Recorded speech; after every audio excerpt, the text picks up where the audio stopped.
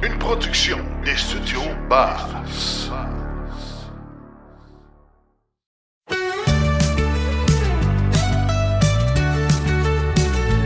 Notre histoire nous sera racontée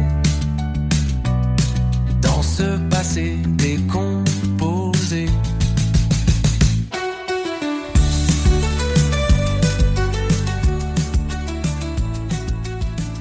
Bienvenue à ce tout nouvel épisode du balado Passé décomposé. J'espère que vous allez bien. Je m'appelle Guillaume Beaulieu et je suis très heureux de vous retrouver, cher public, et de te retrouver également, Martin Archambault. Bonjour, mon ami. Bonjour, comment ça va? Ça va très bien, Ouais, toi, ça va bien. Le rendu au mois de mars, t'es toujours heureux parce que je sais que t'aimes l'hiver. Moi, moins il y a de la neige, mieux je me porte. Oui, c'est ça. Puis il a fait beau en plus dans les derniers jours, fait que ça fond, je suis heureux. Réjouissons-nous. Oh oui.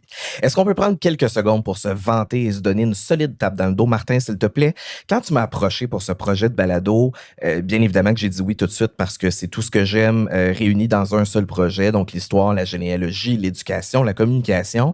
Puis même si j'étais incroyablement content de faire ce projet-là, il y a quand même une partie de moi qui se disait qu'on ferait probablement ça juste pour nous deux, puis peut-être 4-5 auditeurs si on était chanceux. Force est de constater qu'il y a un réel intérêt pour notre projet parce qu'on a annoncé il y a quelques semaines déjà qu'on avait dépassé les 10 000 téléchargements et ça continue de monter jour après jour et même que pour janvier et février 2026 seulement, on dépasse largement les 5 000 téléchargements en ce début d'année. Donc, même si on veut y croire à ce projet-là, on ne se met pas les attentes trop hautes de peur d'être déçu, mais de voir qu'à chaque fois qu'on sort un épisode, il y a un boost de téléchargement et de voir les nombreux messages qu'on reçoit, je vous avoue que ça nous touche énormément. Puis on espère pouvoir vous partager notre passion. Oui, puis ça se traduit non seulement dans les téléchargements des épisodes, mais entre les épisodes, souvent, on va diffuser du contenu complémentaire via notre page Facebook et nos médias sociaux. Au tout début, quand on faisait ça, on avait 1, 2, 3 petits pouces en l'air de gens qui avaient apprécié la photo, le complément d'information qu'on donnait. Maintenant, c'est par centaines à chaque fois qu'on publie quelque chose, les réactions. Donc, on voit qu'il y a vraiment un engouement et les gens nous écrivent et font des liens entre ce qu'on vient de publier là et l'épisode précédent. Donc, on est forcé de constater que les gens qui réagissent ont écouté les épisodes, nous font des propositions, des suggestions pour des épisodes à venir, nous font part d'événements personnels qui leur est arrivé en lien avec ce qu'on vient de publier. Donc, vraiment, là, on est en train de créer une belle communauté. Puis moi aussi, je trouve ça hyper motivant. Donc, merci à tout le monde pour votre support. Cet épisode est présenté par généalogiequebec.com, propulsé par l'Institut Drouin, la plus grande collection en ligne d'archives historiques du Québec et du Canada, avec plus de 100 millions de documents pour retracer votre histoire familiale. Et en tant qu'auditeur, vous profitez d'un rabais exclusif de 25 % sur votre abonnement en entrant le code promo Histoire25 à l'achat. Pour notre actualité généalogique, j'ai lu un article du site Présence Info qui se spécialise dans les nouvelles à caractère religieux qui nous présente la critique d'un roman graphique québécois cette fois du nom de Filles du roi Origine. J'ai été sincèrement déçu de voir que le roman graphique est sorti depuis novembre 2025 et honnêtement, c'est peut-être juste moi qui n'ai pas abonné aux bonnes pages, mais je n'ai jamais vu ça passer. Je me suis dit qu'il n'y a jamais de petite visibilité. J'ai donc invité un des BDistes à se joindre à nous. Bonjour, Dom Leblond. Bonjour. Merci beaucoup d'être avec nous aujourd'hui. Vous êtes en fait le co-auteur de ce livre avec Louis Rémillard. On voulait savoir d'où vous est venue cette idée de faire un roman graphique sur le thème des filles du roi. Sur les filles, qui dit filles du roi dit est nécessairement mère, maman. C'était, en fait, c'est ma mère qui s'était intéressée à la généalogie, particulièrement aux filles du roi. Après ça, je les ai aidés dans la rédaction de certains ouvrages sur les filles qui faisaient avec Septentrion, la maison d'édition. Et j'ai appris à un moment donné, la Société des filles du roi voulait faire une bande dessinée. Et il avait approché rien de moins que Louis Rémillard, qui est un géant de notre histoire. Industrie, industrie. Et là, moi, je suis intéressé comme auteur et on s'est rencontrés. Puis à partir de ce moment-là, on s'est bien entendu. On a décidé d'y aller avec le projet. Fait que ça, c'est mon crime d'opportunité, si vous voulez. Fait que c'est pour ça d'abord que je me suis intéressé à ça. Mais là, c'est la question du sujet. C'est vaste. C'est très, très intéressant. Oui. Très. Et c'était pas quelque chose qui m'était, pour moi personnellement, là, si je peux me permettre, qui me séduisait d'emblée. Mais plus j'avançais, plus je regardais ça, plus j'ai été, disons, ébahi par les histoires autour de l'histoire, là. Vous connaissez ça, hein, j'imagine. Alors, on voulait rentrer, on voulait faire d'abord un seul tome. OK. Mais j'ai fait comme c'est trop large, c'est trop gros, il y a trop de richesse pour qu'on gaspille ça entre parenthèses. Fait que là, on s'est assis, puis on s'est assis avec l'éditeur, puis on a dit non, non, non, on peut pas traiter, sinon ça va être un peu trop didactique et trop, il y a manque de nuances.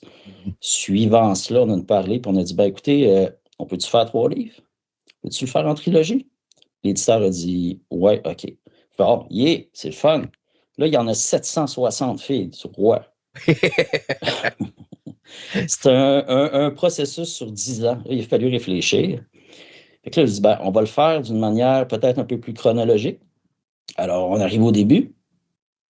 Mais là, OK, mais pourquoi? Pourquoi ce programme-là? Pourquoi les filles du roi?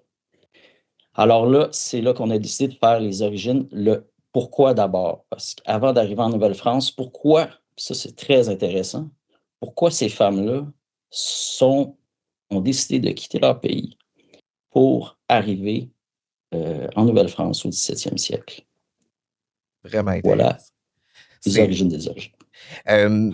J'imagine qu'afin de s'assurer quand même d'avoir une certaine qualité, vous avez dû faire quelques recherches pour pas dire n'importe quoi non plus, là. Ouais, ça au début, on voulait que ça soit le plus proche, effectivement, de l'histoire, avec un grand H, mais il fallait mettre avec l'histoire avec un petit H. Là, tu as le dilemme pour n'importe quel créateur, auteur sur faire un roman graphique ou un roman historique. Il faut que tu fasses la balance. Mais au-delà de ça, on avait une petite problématique spéciale à cette année-là. Ben, d'abord, on est allé voir Yves Landry, on a vu en général. Puis, comme vous le savez, vous êtes les premiers à savoir, notre peuple, on peut voir son évolution. Il y a beaucoup de témoignages historiques sur papier et de sources qui permettent de voir comment se déploie dans l'histoire. Tu sais. Les premières filles du roi qui sont arrivées en 1663, puis c'est celle-là qu'on suit, nous. C'est le début et la fin d'un cycle et le début en France, mais aussi dans la richesse des sources et de tout ça, c'est l'arrivée de Louis XIV, du roi Soleil et de toute la puissance culturelle de la France et de l'extension et tout. Donc, avant 1663, dans nos archives, il y avait visuel, par exemple, parce que nous, ça se passe à Paris seulement. Il a fallu faire des recherches, moi puis Louis, là-dessus, et il n'y en avait pas beaucoup. Ça a changé en 10 ans. Là. Après ça, il a tout construit partout et il a tout fait. Puis c'est la même affaire, en fait, avec à peu près tout, mais surtout la recherche sur les origines des filles du roi. Il y en a énormément quand ils sont arrivés en Nouvelle-France. Aussi, il y en a beaucoup en France, un peu, mais c'est pas comme... L'emphase n'est pas là-dessus, mais on a effectivement... on s'est basé sur la réalité historique, mais il a fallu qu'on imagine et qu'on raisonne les vides pour les combler, là. Puis on voit aussi que vous êtes quand même basé sur des histoires réelles parce que vous parlez notamment de la Salpêtrière qui était l'hôpital pour les miséricordes, pour les miséreuses, pardon.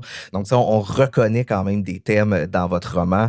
On parle de plus en plus de romans graphiques au lieu de BD. Je pense qu'il y a une histoire de clientèle ciblée. Pour votre roman, vous diriez que la clientèle cible, ça tourne autour de quoi? Bon, juste pour nous dénigrer un peu, roman graphique, c'est juste le côté snob pour dire BD, là. Oui. Mais effectivement, roman graphique, c'est clientèle adulte, mais c'est sûr, c'est pas enfant. Nous, on s'est pas posé tellement la question dans la mesure où, oui, pour des adultes, pour des gens qui s'intéressent à l'histoire, on a essayé de mettre on voulait pas que ça soit trop didactique, trop éducatif, mais on l'a mis dans le texte. Les filles du roi veut pas, pour comprendre ça, il y a du bagage et des connaissances à apporter. Il faut des questions à répondre. Alors, le public, c'est sûr que vous êtes un peu vendu, là. Je veux dire, c'est nécessairement et naturellement, ça va vous intéresser. Mais juste les amateurs de BD aussi, la qualité, là, j'encense encore mon co-auteur, là, le dessinateur. C'est des détails et c'est extraordinaire. Puis aussi, Les Filles du Roi n'a pas été beaucoup exploité. En tout C'est cas, vrai. il est de plus en plus, mais il est très peu exploité dans la culture populaire. De manière générale, là, il y en a eu, là, mais sous cette forme-là, c'est la première. Fait que ça s'adresse à qui le veut. Puis c'est nous, l'histoire là-dedans, qu'on voulait, d'une part, on se le raconter, puis deuxième affaire, qu'est-ce qui nous intéressait dans l'histoire avec un grand H, puis qu'est-ce qui était nécessaire de mettre. Des fois, c'est ça. Parfait. Ben, écoutez, en attendant le tome 2 et le tome 3 éventuellement, pour l'instant, je rappelle le titre Filles du Roi Origine. C'est disponible dans toutes les bonnes librairies. J'ai regardé Archambault et Renaud-Bré. Là, on est même sous la barre des 30 $. Donc, c'est ajouté à ma liste de lecture. Moi, en plus, qui est en voyage sous peu. Donc, je vais avoir de la lecture dans l'avion. Je trouve intéressant qu'on traite de ce sujet-là, d'autant plus que, dans notre premier épisode, on a traité des Filles du Roi. Dans des épisodes tout récents, on parle également de la femme, donc de la place des femmes. Puis là, évidemment, quand on traite des Filles du Roi dans le vrai sens historique, là, parce que, tu sais, je rejoins beaucoup ce que notre invité dit, que ça n'a pas été un thème qui était très exploité. En fait, le peu dont on en a parlé depuis toujours, ça a toujours été d'une façon un peu dénigrante, finalement, qui n'est pas tout à fait la réalité en les présentant comme des filles de mœurs légères qui étaient envoyées ici, comme si la France se débarrassait de ces filles-là, les envoyait ici, alors que c'est pas du tout ça la réalité, là. Peut-être y avait-il une ou deux filles un peu moins vertueuses dans le lot, mais essentiellement, c'était pas ça qui nous était envoyé ici, là. C'était pas du tout ça l'histoire. Donc, je trouve que de traiter et de redonner la noblesse à ces femmes-là de différentes façons, nous, dans notre podcast ou dans une BD, je pense que c'est une façon intéressante. Puis, encore là, je fais du pouce. On a parlé beaucoup de Serge Bouchard dernièrement. Oui. Puis Serge Bouchard qui avait sorti un ouvrage magnifique qui s'appelle « Elles ont fait l'Amérique ». Si vous n'avez pas lu ça, prenez le temps de le lire. C'est extraordinaire sur les femmes qui ont construit l'Amérique. Et Serge a dit là-dedans une phrase extraordinaire. Il dit « C'est un des péchés de l'histoire et surtout des historiens d'avoir oublié que les femmes représentaient la moitié du monde. » Donc, juste cette phrase-là dit tout. Je trouve ça super intéressant, votre sujet. Donc, Filles du Roi Origine par Dom Leblond et Louis Rémillard. Un énorme merci d'avoir été avec nous, Monsieur Leblond. Ça fait plaisir. Merci à vous. Au revoir. Merci, au revoir. Au revoir. Martin, je vais me laisser reprendre mon souffle et te laisser nous présenter une capsule de mots historiques du jour. Oui, on écoute ça tout de suite.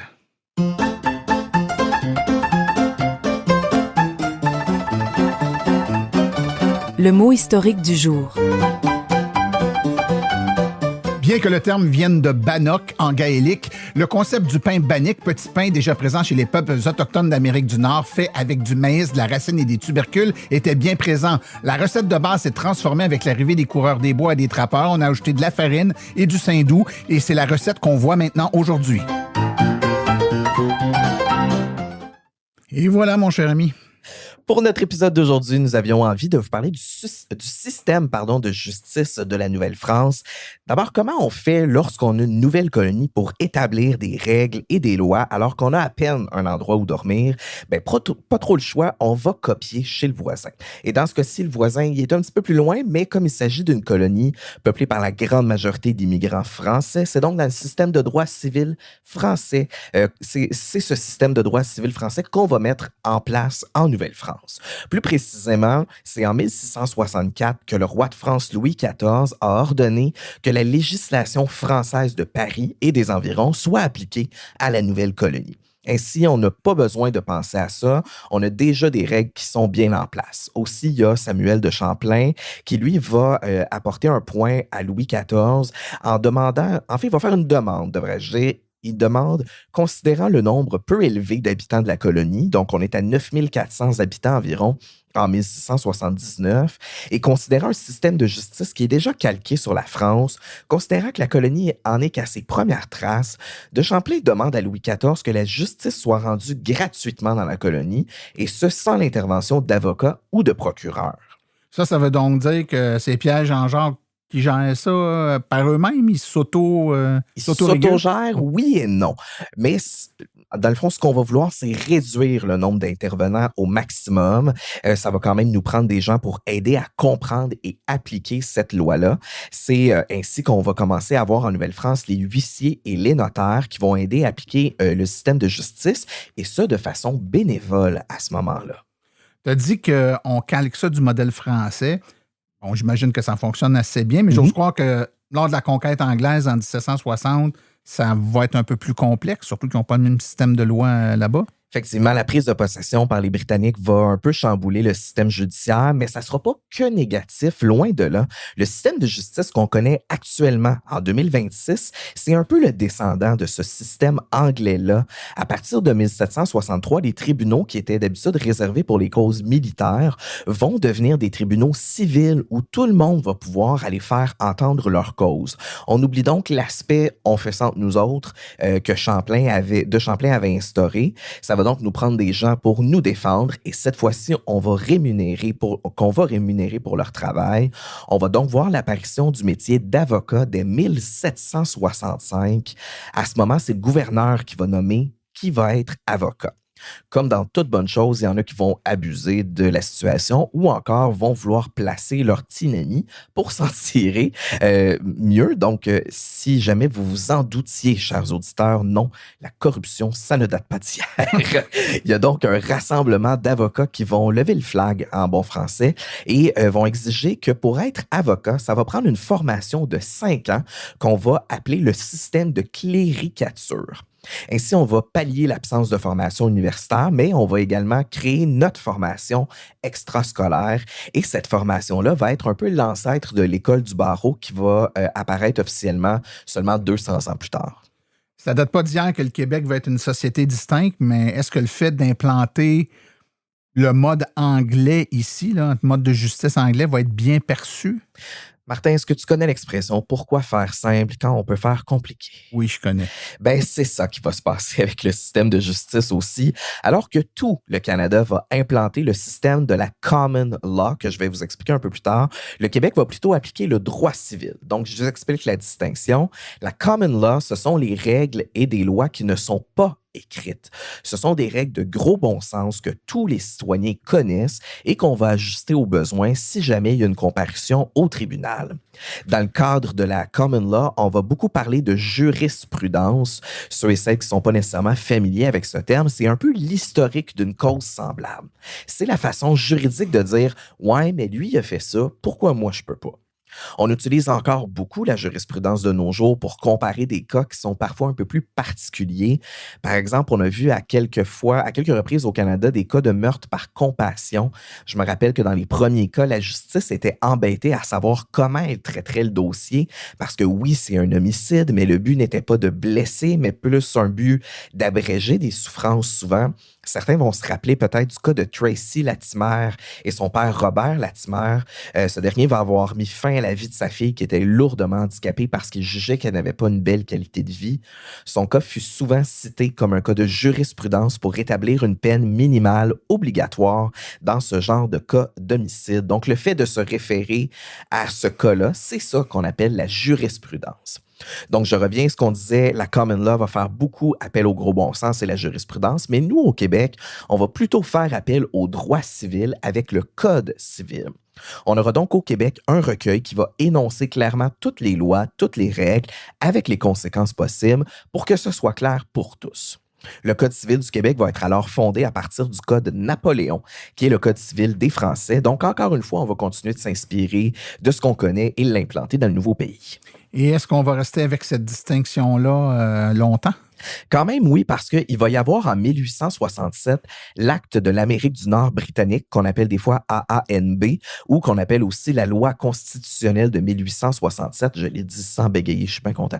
J'avais bien peur du mot constitutionnel, qui va rassembler le Nouveau-Brunswick, la Nouvelle-Écosse et ce qu'on appelait la province du Canada, donc l'Ontario et le Québec.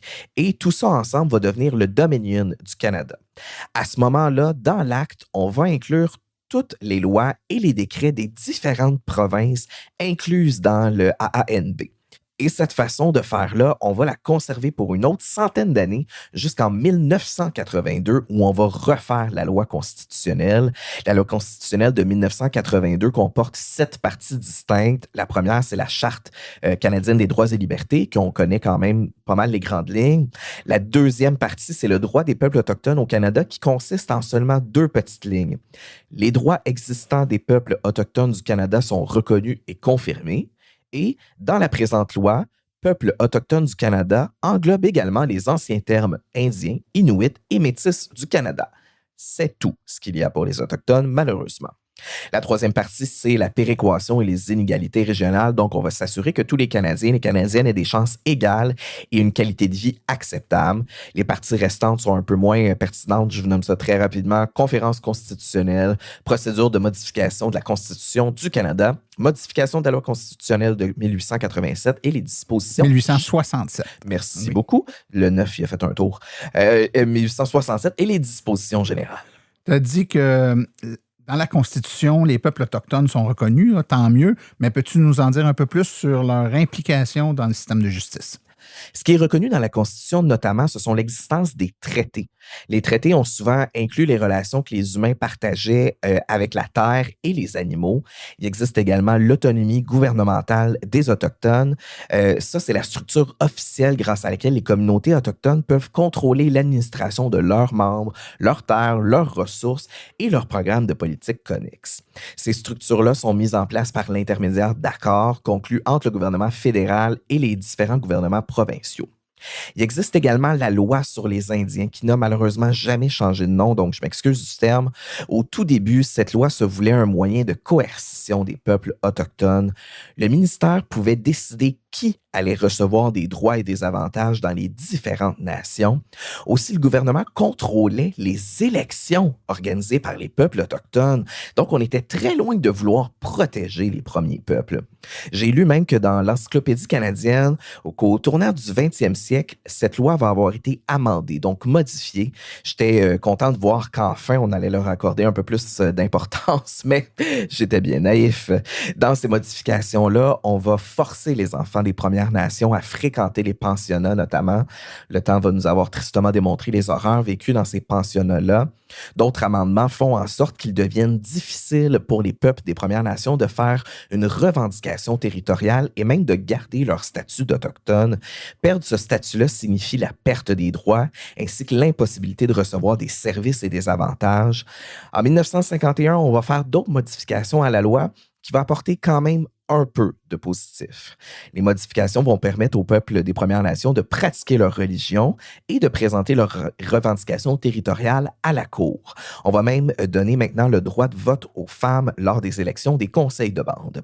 On va toutefois ajouter qu'une femme autochtone va perdre son statut d'autochtone si jamais elle se marie à un non-autochtone.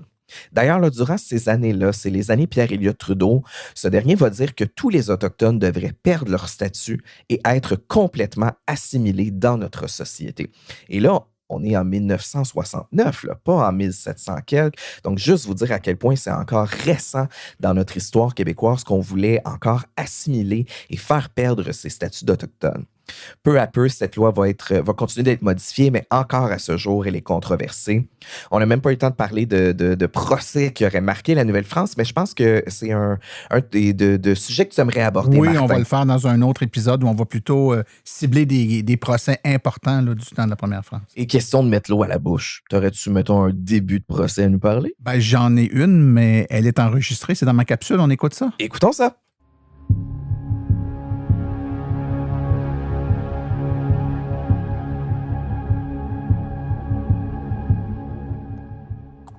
Montréal, printemps 1734. Une petite ville de bois, serrée autour du fleuve, où tout le monde se connaît et où les rumeurs circulent plus vite que le courrier. Et où le feu est l'ennemi numéro 1. Parce qu'en Nouvelle-France, quand le feu part, il ne fait pas dans les détails. Et justement, le 10 avril 1734, Montréal brûle. Pas un petit feu de foyer mal éteint, non. Un incendie majeur qui détruit une quarantaine de maisons et plusieurs bâtiments importants. Bref, à l'époque, une catastrophe. Et très vite, la question se pose. Qui a fait ça? Parce que dans une société hiérarchisée, religieuse et inquiète, un incendie comme celui-là ne peut pas être un accident, il faut un coupable. Idéalement, quelqu'un qui ne peut pas trop se défendre. Et c'est là qu'entre en scène Marie-Joseph Angélique. Marie-Joseph Angélique est une femme noire, réduite à l'esclavage et appartenant à Thérèse de Coigne, veuve Francheville. Oui, rappelons-le, l'esclavage existe en Nouvelle-France et ce n'est pas enseigné longtemps à l'école, mais une réalité bien documentée. Angélique est connue pour son tempérament fort, son refus d'obéir aveuglément et surtout pour avoir exprimé le désir très clair de ne plus être esclave. Déjà, en 1734, c'était suffisant pour attirer tous les soupçons. Ajoutons à cela qu'elle aurait tenté de s'enfuir, possiblement avec un homme blanc. Oh my God. Autant dire que, dans l'ordre moral de l'époque, elle coche plusieurs cases dans la rubrique « Problème à régler ». Alors quand Montréal brûle, les regards se retournent très rapidement vers elle. Le procès s'ouvre et disons-le franchement, ce n'est pas exactement un épisode de Justice équitable édition Nouvelle-France.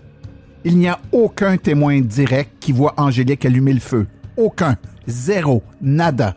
Mais il y a des rumeurs, des « on me dit que », des suppositions et surtout une certitude collective, quelqu'un comme elle aurait bien pu faire ça. Le procès repose donc sur des témoignages fragiles, contradictoires, souvent rapportés par des enfants, et sur une conviction bien ancrée, Angélique est coupable parce que c'est logique qu'elle le soit.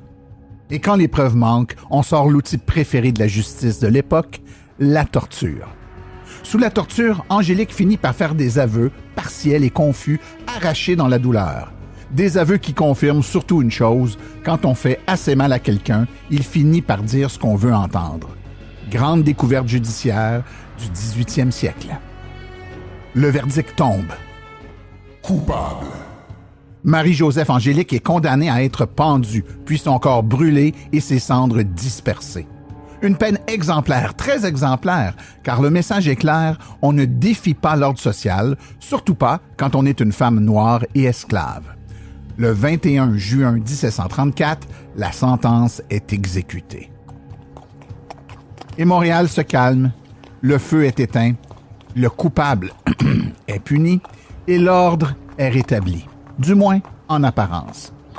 Aujourd'hui, les historiens sont loin d'être unanimes. Beaucoup doutent fortement de la culpabilité réelle d'Angélique. Était-ce un accident, un autre incendiaire, une négligence? On ne le saura probablement jamais. Mais ce que l'histoire de Marie-Joseph Angélique nous montre très clairement, c'est comment la peur, le racisme et le besoin d'un coupable peuvent remplacer la justice. Ironiquement, elle est devenue l'une des figures les plus étudiées de l'histoire de Montréal. Celle qu'on voulait effacer est aujourd'hui celle qu'on retient. Et son histoire nous dérange encore. C'est peut-être parce qu'elle nous rappelle que la Nouvelle-France, aussi fascinante soit-elle, n'était pas seulement faite de héros, d'explorateurs et de grandes messes, mais aussi d'injustices bien réelles. Comme quoi, parfois, ce n'est pas seulement la ville qui brûle, c'est aussi la vérité.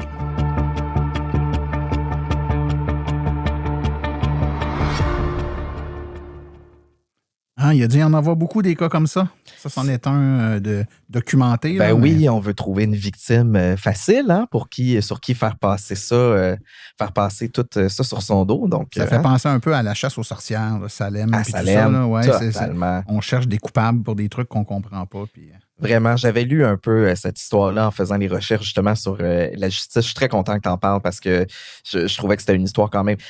Peut-être, qui sait, c'est peut-être elle. Mais effectivement, j'ai lu aussi que beaucoup de témoignages, comme tu dis, là, tenait sur des témoignages d'enfants. Là. On s'est fié à des enfants pour dire qu'effectivement, ça serait elle. Donc, vraiment très intéressant encore une fois.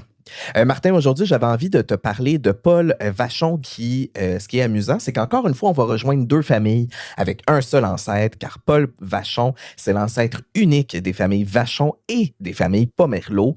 On a également la participation de messieurs Maurice Vachon, président, et Léandre Vachon, archiviste généalogiste amateur de l'Association des descendants de Paul Vachon. Bonjour à vous deux. Bonjour. Oh mon Dieu, vous étiez synchronisés en plus, c'était parfait.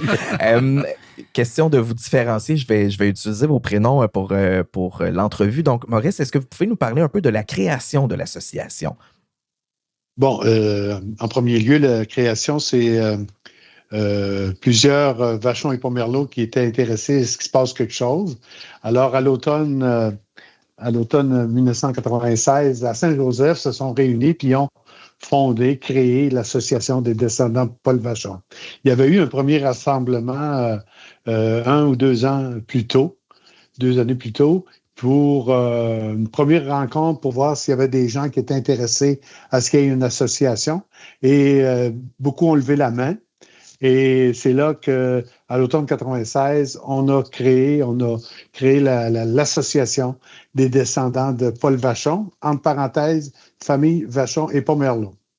Exact, oui, parce qu'il faut quand même pas oublier les Pomerleau parce que ça descend effectivement tous de la même personne, du même ancêtre unique pour les deux familles.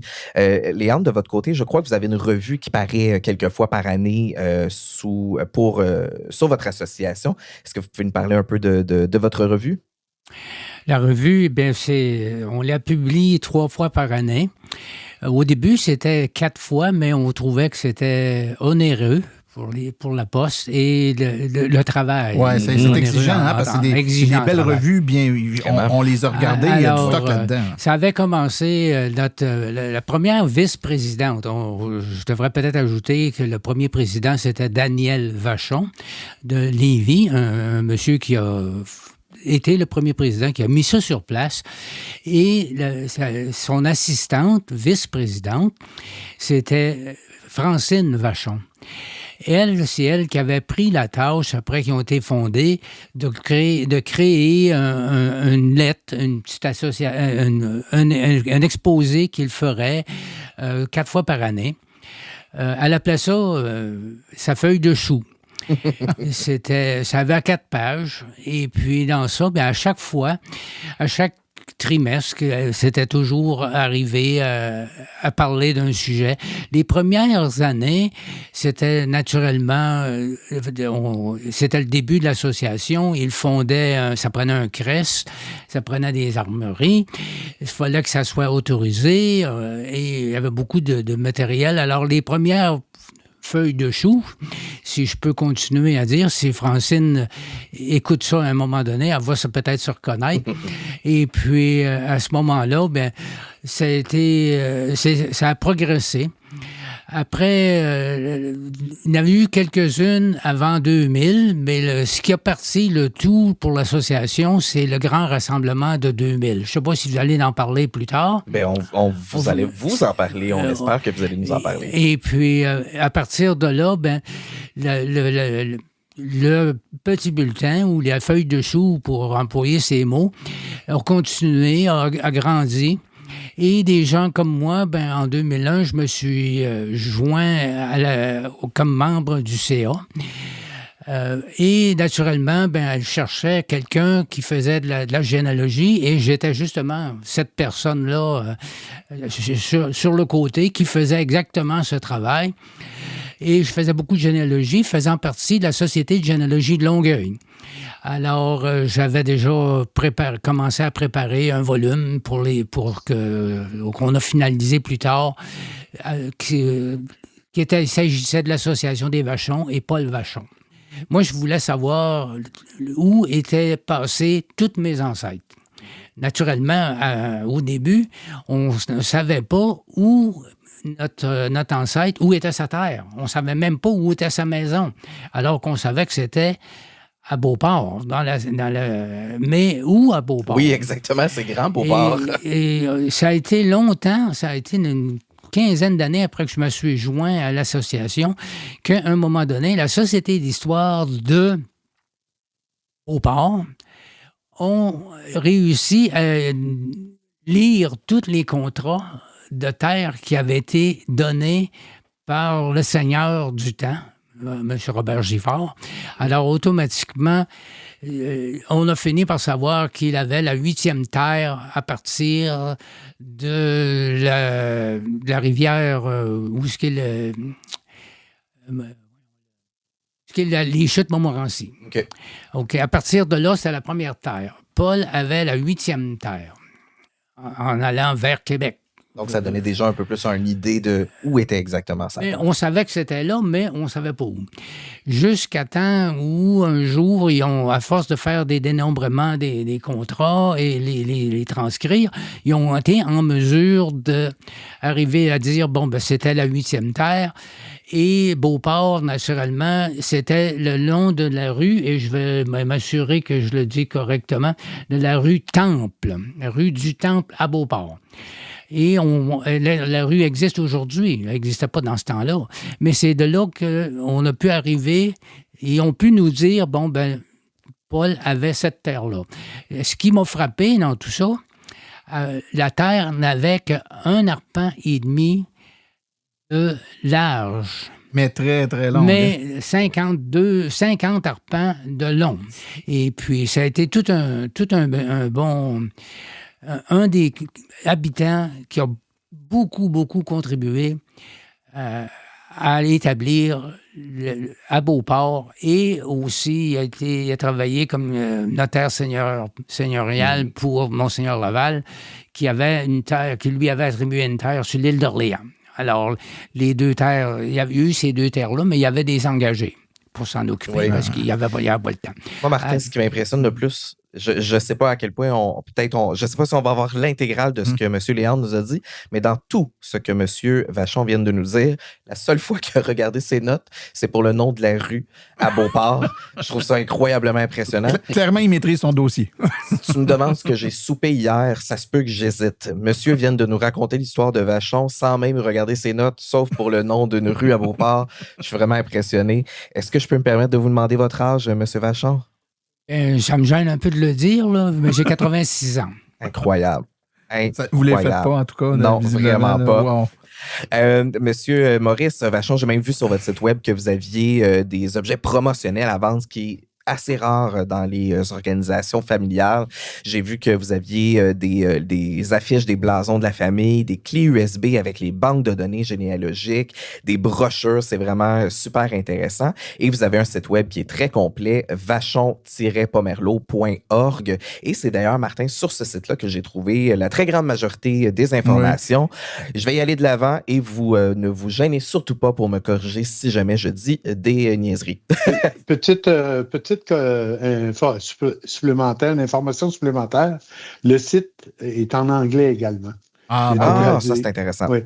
Quand nous rendons sur le site vachon-pomerleau.org, on a le choix de prendre la version française ou la version anglaise. Et c'est une de nos membres qui nous a corrigé, tout traduit les informations qu'il y avait. Évidemment, les Vachons, comme beaucoup d'autres familles canadiennes-françaises, il y en a qui ont immigré aux États-Unis dans différentes vagues, entre autres dans les années 1800 là, pour et dans l'Ouest canadien aussi. Exactement. Dans l'Ouest canadien.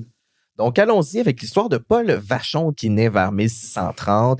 Il est originaire de la Cope-Chanière, qui est dans le département de la Vendée, dans la région du Pays de Loire, dans l'ouest de la France. La Cope-Chanière, ça fait également partie de ce qu'on appelle le Poitou, qui est une région culturelle qui comprend notamment les départements de la Vendée, de Deux-Sèvres et de Vienne. Et les habitants de Poitou, on les appelait les Poitevins, qui est également un dérivé du nom Potvin. Donc, les Potvins qu'on a au Québec, il y en a quelques-uns qui viennent de la région de Poitou et qui portaient le nom Poitevin. Et dans quel contexte Paul Vachon arrive au Québec?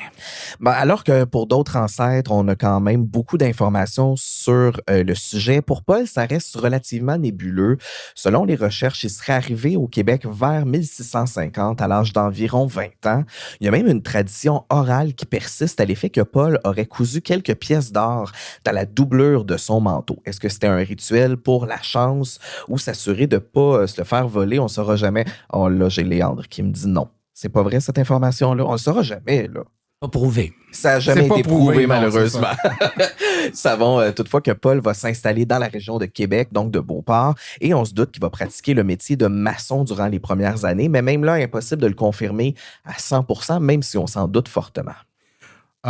On n'est pas trop chanceux pour les débuts de son histoire, mais est-ce qu'on a d'autres informations plus précises sur sa vie au début? Oui, puis tu vas voir que ce n'est que le début parce que même s'il y a une arrivée plutôt discrète, Paul Vachon sera sauf un colon parmi tant d'autres.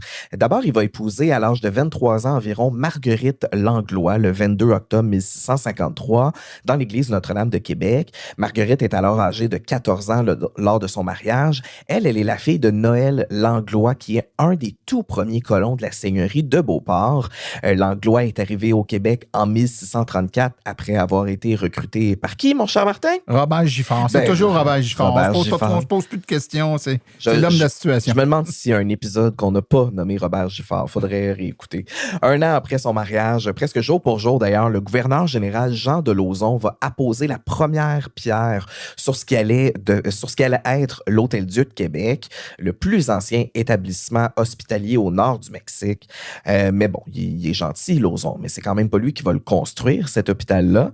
On va donc, il va y avoir plusieurs maçons qui vont être engagés pour la construction de cet hôpital-là. Et Paul va être assigné en compagnie de Mathurin Roy à la construction de la chapelle et de la salle des malades de l'Hôtel-Dieu. En même temps, il va commencer à fonder sa famille avec Marguerite et va accueillir son premier enfant, Paul Vachon, deuxième du nom, le 4 novembre 1656 à Québec. Paul Vachon, fils d'ailleurs, va être le premier prêtre à naître en terre canadienne et sera un des 8 premiers étudiants du petit séminaire de Québec. Il va être ordonné prêtre le 21 décembre 1680, va être prêtre sur la rive sud de Québec jusqu'au Cap Saint-Ignace et sur la rive nord de Grondines à Batiscan. Il va même diriger la construction de l'église de Trois-Rivières qui est devenue un lieu de pèlerinage en 1717. Donc, pas n'importe qui, ça, Paul Vachon fils. Puis est-ce que Paul Vachon père va pratiquer le métier de maçon toute sa vie? Non. On l'a dit tantôt. Ben oui. Notre invité nous a donné des gros indices. Ben, j'aime ça, c'est correct. Il nous teasait en bon français. Paul est un homme avec une bonne éducation, qui sait lire, qui sait écrire, et comme c'est relativement rare pour les hommes de cette époque-là, ça va permettre à Paul d'accéder à des métiers un peu plus prestigieux. Donc, peu de temps après son mariage, Paul est inscrit comme étant un procureur fiscal. Qu'est-ce que c'est exactement ce métier? En fait, un procureur fiscal, c'est la personne qui avait la charge du ministère public dans une seigneurie. C'est donc lui qui va initier les poursuites, qui va veiller à ce que les ordonnances soient publiées et respectées. Il va déposer des plaintes, il va mener des enquêtes, il va superviser les officiers sous sa charge. En matière civile, le procureur donnait son avis lorsqu'il le jugeait nécessaire et en matière criminelle, il prenait connaissance des plaintes officielles adressées au juge d'instruction, même que le juge ne prenait jamais de décision sans avoir l'avis du procureur fiscal. En fait, il était même obligé de le faire, à défaut de quoi le jugement pourrait être annulé. Paul Vachon est donc procureur fiscal des seigneuries de l'île d'Orléans et de l'IREC. Mais corrigez-moi si je me trompe, messieurs, mais l'IREC, ça serait en France, est-ce que ça se peut? Ou ça serait plutôt une seigneurie du Québec? C'était une seigneurie du Québec où le monastère c'était juste à côté de la rivière Saint-Charles, juste avant Québec. Et c'était une toute petite seigneurie. Et c'était tout simplement parce que le monastère était là. Et c'était une dame c'est elle qui lui a donné. Faut pas oublier que c'était, dans mes connaissances que j'ai, c'était toujours le Seigneur qui donnait des lettres, des permissions à un individu quelconque de devenir notaire et notaire seigneurial et de prendre des décisions qui s'imposent. Alors, c'était de ce côté-là, moi, c'est ce que j'en sais. Excellent, merci beaucoup. Et ça ne s'arrête pas là, Martin, parce qu'on a même retrouvé un acte qui date du 24 mars 1658, signé du notaire Paul Vachon. Oui, parce qu'en plus d'être cultivateur et d'être procureur fiscal, Paul va pratiquer également le métier de notaire. Je dis 1658, mais en fait, dans un autre registre, il y a une référence à un acte notarié datant de 1655, donc 3 ans même avant, qui fait référence au notaire Paul Vachon. L'acte original de 1655 n'aura jamais été retrouvé, mais on peut se douter donc qu'il a commencé à pratiquer avant même 1658. Il va exercer son métier de notaire à quelques endroits, mais dès 1659, il commence à pratiquer son métier de notaire sur l'île d'Orléans, faisant de lui le tout premier notaire du lieu. Donc, c'est un homme assez important au niveau de la loi, là. Oui, et ça finit même pas là, peux-tu croire? En plus de tout ça, Paul va être le greffier de justice pour les seigneuries de Beauport et de Notre-Dame-des-Anges à Québec. Un greffier de justice, c'est d'abord des gens dont le principal emploi, c'est d'écrire les ordonnances, les appointements, les jugements qui vont être prononcés par les juges, de les expédier et de les livrer aux différentes parties, étant à la fois au service de la cour et des justiciables. Ils doivent donc, de manière générale, rédiger tous les actes nécessaires à l'administration de la justice civile et criminelle. Donc, quand on disait que Paul Vachon savait lire et écrire, c'était clairement c'était un homme qui connaissait bien, son français pour pouvoir être capable de rédiger tout ça. En 1667, il y a 2 gros mandats qui vont être donnés à Paul Vachon. D'abord, le 3 novembre 1667, Marie-Barbe de Boulogne, la veuve du gouverneur général d'Aillebout, va le nommer procureur fiscal et notaire d'Argenté sur l'île d'Orléans. Et la semaine suivante, c'est Monseigneur de Laval lui-même qui va désigner Vachon aux mêmes charges pour Beaupré et une autre partie de l'île d'Orléans. Ces contrats vont être renouvelés jusqu'à ce qu'il décide de prendre sa retraite en 1693 à l'âge d'environ 63 ans. Wow! C'est impressionnant. Vraiment, une belle feuille de route. Malgré son métier, ça reste un propriétaire de terre lui-même, donc qui possédait des terres lui-même. Comment il a fait pour s'occuper de tout ça avec un travail qui c'était pas...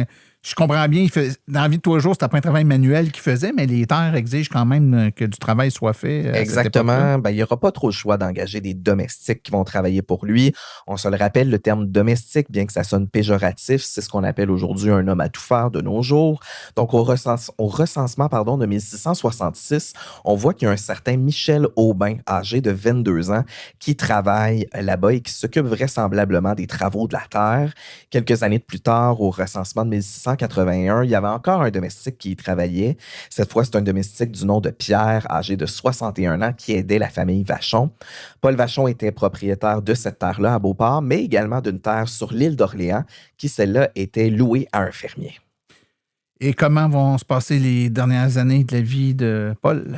Ça ne sera pas facile, malheureusement. Le 24 septembre 1697, son épouse Marguerite décède à l'âge de 58 ans seulement. Ceux qui connaissent aussi l'histoire de la Nouvelle-France savent qu'en 1702-1703, il y a eu une grande épidémie de vérole qui a frappé la région, qui a frappé plusieurs régions, en fait.